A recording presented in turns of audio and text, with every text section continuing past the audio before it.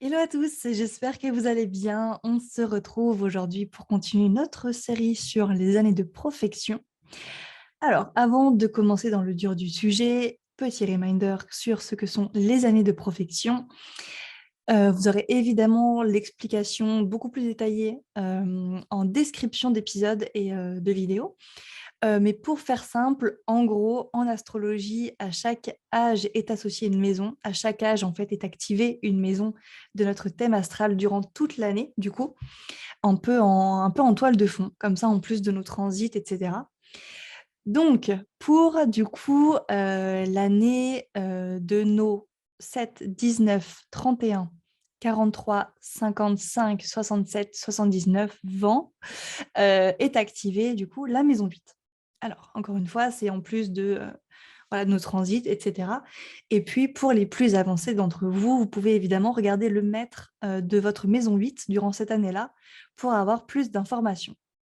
Donc, typiquement, si vous avez la maison 8 en scorpion, vous pouvez regarder Mars et Pluton, regardez les deux, dans votre thème astral pour avoir plus d'informations sur ce que vous allez vivre voilà, durant l'année, un peu encore une fois en toile de fond.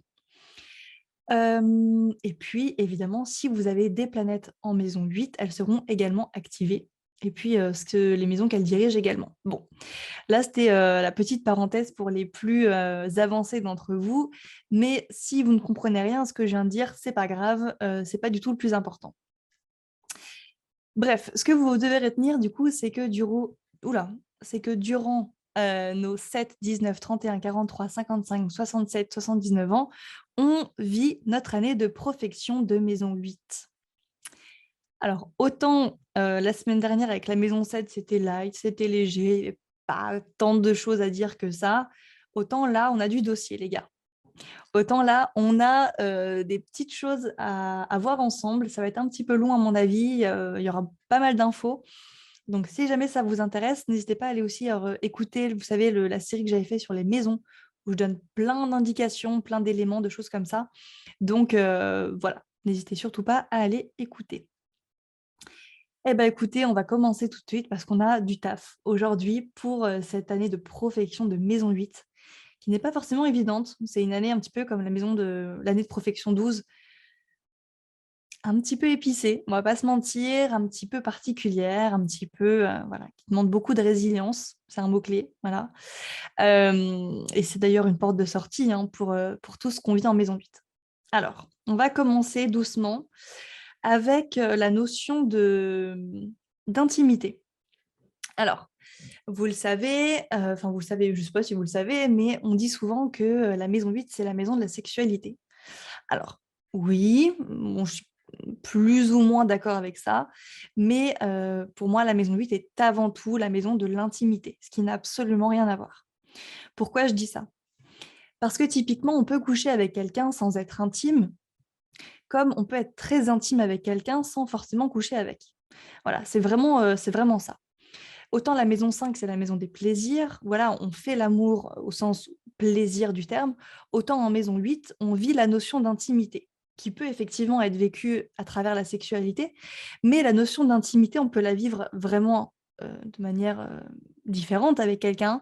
On peut typiquement partager un secret avec quelqu'un et être lié à cette personne, être intime avec cette personne, de par ce partage de secrets.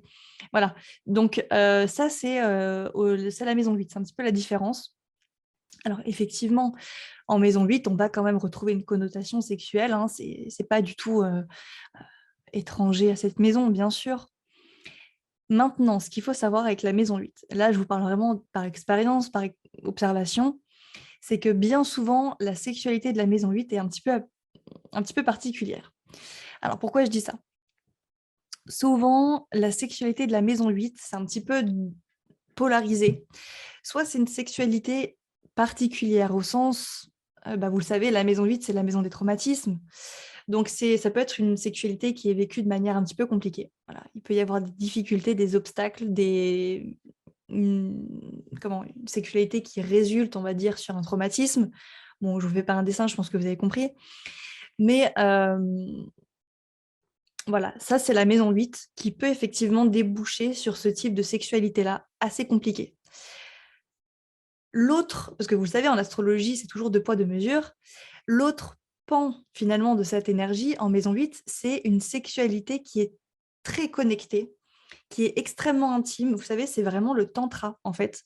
Je dis souvent que le tantra, c'est une notion de maison 8, beaucoup plus que de maison 5, hein. La maison 5, c'est un peu casual sex, hein, voilà, c'est vraiment le plaisir, bref, voilà.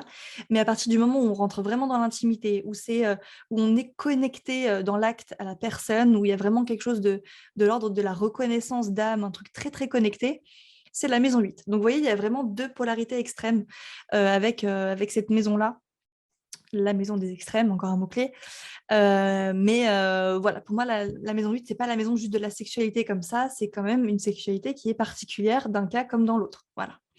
Donc, effectivement, on pourra vivre ces notions-là, hein, durant notre année de profection de maison 8. Donc, la sexualité, ça je l'ai dit, l'intimité.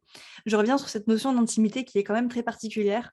Effectivement, on peut, durant cette année de profection, rencontrer des gens avec qui on va être lié d'une manière ou d'une autre. Ça peut être un cycle un peu karmique, bon ça je viendrai après, mais si admettons vous ne croyez pas à ça, ça peut être juste, bah voilà, vous partagez un secret, vous partagez même un traumatisme avec quelqu'un, admettons, je ne sais pas, vous prenez l'avion, crash d'avion, et ben, j'ai envie de dire, la personne qui se trouvait à côté de vous dans l'avion, euh, c'est euh, c'est de la maison 8 en fait. C'est quelqu'un avec qui vous partagez un tel traumatisme, un tel événement, un truc très lourd comme ça, que c'est de la maison 8. Donc ça n'a rien à voir avec la sexualité, mais c'est de l'intimité au sens où vous êtes lié à la personne.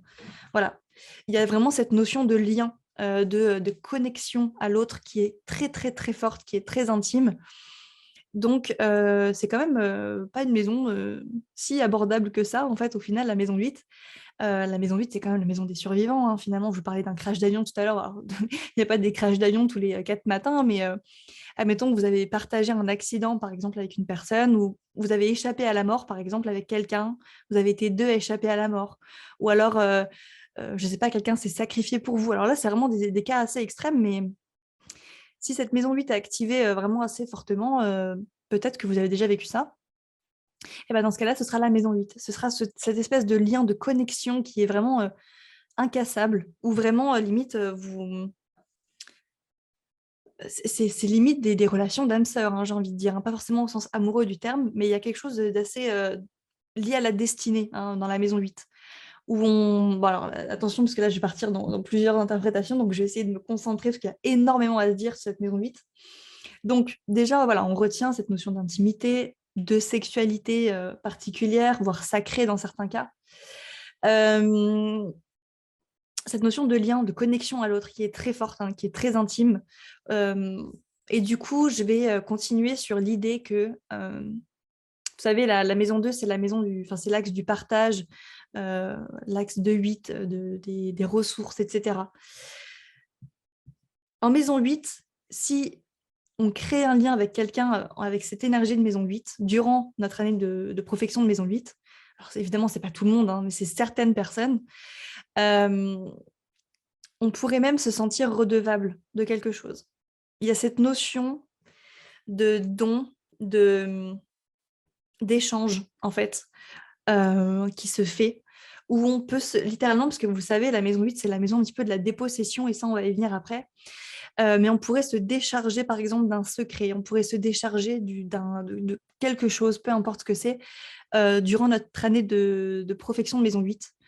Et donc être lié à cette personne, hein, finalement, à la personne auprès de laquelle on se décharge, même si c'est qu'une psy, hein, j'ai envie de dire, et encore heureusement que c'est qu'une psy, hein, mais des fois c'est un ami, des fois c'est une personne qu'on va rencontrer sur les réseaux, des fois ça peut être juste une relation qui va pas durer longtemps, bref, peu importe, mais il y a cette notion de potentiellement, en tout cas, de se décharger d'un poids dans une relation quand la maison 8 est activée, ou pendant notre année de profection de maison 8.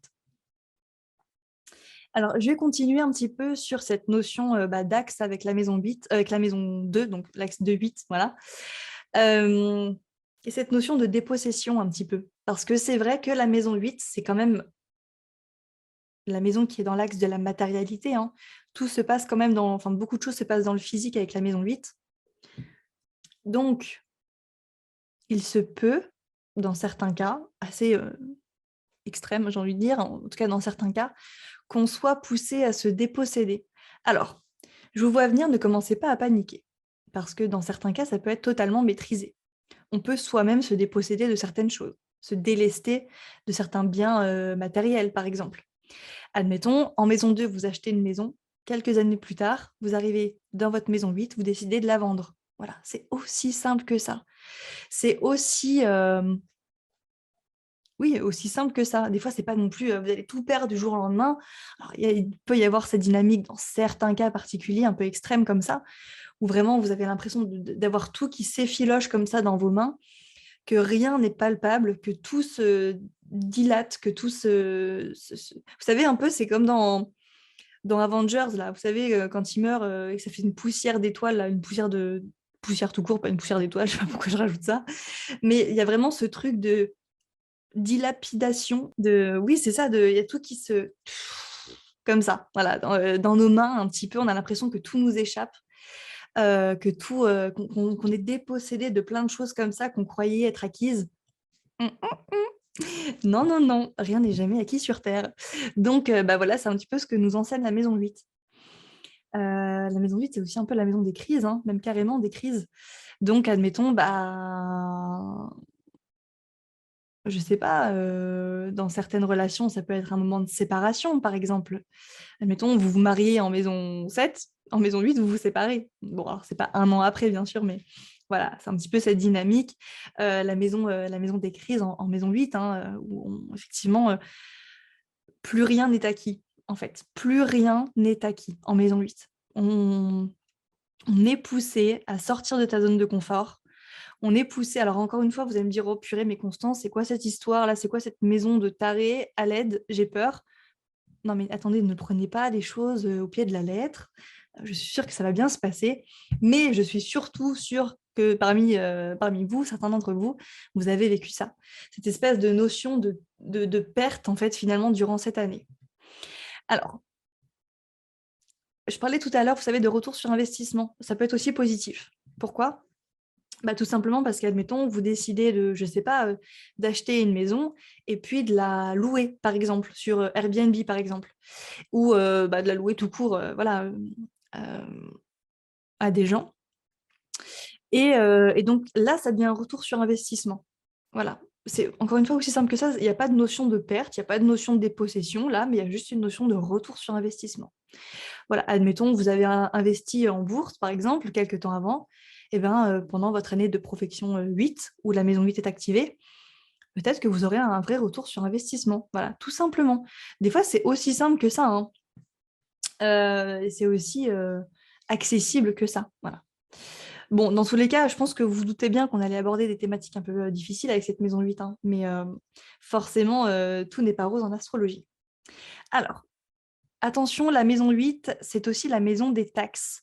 C'est aussi la maison des, comment ça s'appelle? Des dettes, des choses comme ça. Donc, durant cette année de profession 8, faites bien attention à ce que effectivement vos finances soient en ordre. Voilà, tout simplement. C'est vraiment l'axe des finances, l'axe du matériel, la maison 2, 8. Donc, faites vraiment bien attention, surtout si vous avez des planètes comme Uranus, Neptune, Pluton en maison 8. Euh, Faites bien attention à ce que tout soit régularisé, parce que typiquement, on pourrait commencer à avoir des dettes à ce moment-là. Encore une fois, ce n'est pas forcément catastrophique, on peut juste faire un emprunt à ce moment-là. On peut juste tout simplement, bah alors, soit effectivement faire un emprunt, soit régler un emprunt à ce moment-là, en tout cas de ne plus avoir de dettes. Donc en tout cas, voilà, on peut avoir ce genre de thèmes qui ressortent quand la maison 2 ou la maison 8 sont activées en astrologie. C'est pas du tout impossible. Donc voilà, si vous avez des taxes ou des dettes ou des choses comme ça, faites juste attention à ce que ce soit bien régularisé et tout se passera pour le mieux. Qu'est-ce que j'ai encore à dire sur cette maison 8 qui nous parle finalement de beaucoup de choses? Évidemment, en maison 8, je ne suis pas allée au bout de ma pensée tout à l'heure, mais si on est dépossédé en maison 8, c'est pas pour rien, c'est pas gratuitement. Il y a toujours une notion d'apprentissage, finalement. Ça, c'est l'astrologie qui nous donne ces perspectives-là. Donc, Si on est dépossédé pardon, en maison 8, si on sent qu'on doit quitter des cycles, si on sent qu'on doit quitter des relations, si il y a quelque chose de très... on sait que c'est plus bon pour nous, si ça a lieu durant l'année de profection 8, c'est que ça doit dégager de notre vie. Voilà. En général, là, on n'est pas sur quelque chose qui est censé rester. Enfin, bon, après, tout dépend de la relation, mais ça reste la maison des crises. Donc, soit on se débrouille pour vraiment transformer la relation en profondeur, revoir les bases de la relation en profondeur et repartir à nouveau sur quelque chose de plus stable. Mais si, à la fin de notre année de profection 8, on se rend compte qu'on a juste perpétué le même schéma, ça va pas, hein. Ça va pas du tout. À mon avis, durant l'année de profection de maison 12, vous allez vous en prendre plein la tronche. Je plaisante. Mais bon, voilà, tout ça pour dire que ce qui doit partir de la maison 8 doit partir de la maison 8, enfin, doit quitter notre vie avec cette énergie de maison 8. C'est la maison de la transformation, de la transcendance, du lâcher-prise, de tout ça. Donc, servez-vous de cette énergie pour repartir sur un nouveau cycle quand même voilà, plus light. Donc voilà. Qu'est-ce que je voulais vous dire d'autre? Bien sûr, la maison de la transcendance, ça, je l'ai dit. Alors, quelque chose que je n'ai pas noté, mais qui est effectivement assez, quand même, assez notable, c'est que la maison 8 fait partie des maisons karmiques, hein, avec la 12 surtout, la 4 aussi un peu. La 4, c'est plus transgénérationnel, mais la 8 et la 12 font partie des maisons karmiques. Donc évidemment, si on a des événements particuliers qui se déroulent durant notre année de profection 8, eh ben, c'est jamais pour rien en général. C'est peut-être des espèces de cycles qui reviennent comme ça durant plusieurs vies. Euh, donc à voir là, pour le coup, il faudrait vraiment faire du cas par cas. Mais on peut aussi tout à fait avoir des espèces de relations, et je parlais un peu de ça tout à l'heure au tout début, où il y a des relations qui nous permettent de nous alléger de certains secrets, de certains poids, de certaines, voilà, bref, peu importe, de certains bagages. On peut tout à fait avoir dans notre vie des âmes sœurs. Ça, j'en ai parlé un petit peu tout à l'heure, mais des relations karmiques. Alors, encore une fois, c'est pas forcément que positif, mais c'est pas forcément que négatif non plus, mais des relations qui nous permettent de nous alléger, qui nous permettent de, de nous soulager d'un poids, des relations dans lesquelles on se déleste. Euh, et en général, enfin, en général, ça peut être en tout cas des relations d'âmes sœurs, si on croit à ça, voilà, des espèces de cycles comme ça, de réincarnation, des choses comme ça. Donc, n'hésitez pas à observer et surtout à faire un espèce de petit récap des personnes qui étaient là dans votre vie durant votre année des 7, 19, 31, 43 ans, etc. Vous avez compris. Parce qu'il y a peut-être certaines personnes, alors il n'y en a pas forcément plusieurs, hein, il peut y en avoir qu'une seule ou plusieurs, de personnes qui ont eu un impact très particulier sur votre vie et surtout sur la suite, qui qui ont permis une espèce de transcendance dans votre vie. Euh, j'ai également noté, alors voilà, transcendance, alchimie, voilà, quelque chose de très alchimique comme ça, où on passe d'un état à un autre. Ça, c'est la maison 8. La maison 8 nous apprend vraiment cette leçon-là, de passer d'un état à un autre. Et donc pour ça, bah, on doit se délester, hein, forcément. Hein. Si on passe d'un état à l'autre, c'est qu'il y a quelque chose de physique à la base qui doit disparaître, qui doit se transformer. Et donc, je disais tout à l'heure, voilà, j'avais noté transcendance, alchimie, tout ça, mais j'ai aussi noté tout ce qui est tabou. La maison 8 et la maison 12 partagent cette connotation-là, des choses cachées, des secrets, des tabous, des choses difficiles, et souvent des choses qu'on doit transformer dans notre vie, hein, au minimum sans délester.